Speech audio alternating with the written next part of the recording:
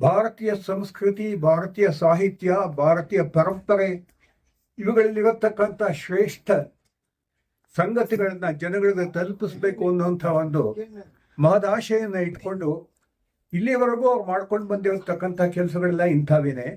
ಇದರಲ್ಲಿ ಅವರ ಕೆಲಸಗಳ ಒಂದು ಕಿರೀಟಪ್ರಾಯವಾದಂಥ ಸಂಗತಿಯನ್ನು ನಾವು ಕಾಣ್ತೀವಿ.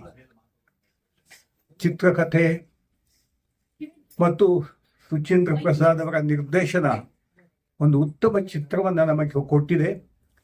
ಇದನ್ನು ಸಹೃದಯರು ಇದರ ಹಿನ್ನೆಲೆಯನ್ನು ಅರ್ಥ ಮಾಡಿಕೊಂಡು ನೋಡಿದಾಗ ನಮಗೆ ಕೇವಲ ಮನಸ್ಸನ್ನು ಅರಳಿಸೋದಲ್ಲ ಈ ಕಮಲ, ನಮಗೆ ಪ್ರೇರಣೆಯನ್ನು ಕೂಡ ನೋಡ್ಕೊಡತಕ್ಕಂಥದ್ದು ಅನ್ನುವಂಥ ಸಂಗತಿ ಸ್ಪಷ್ಟವಾಗುತ್ತೆ.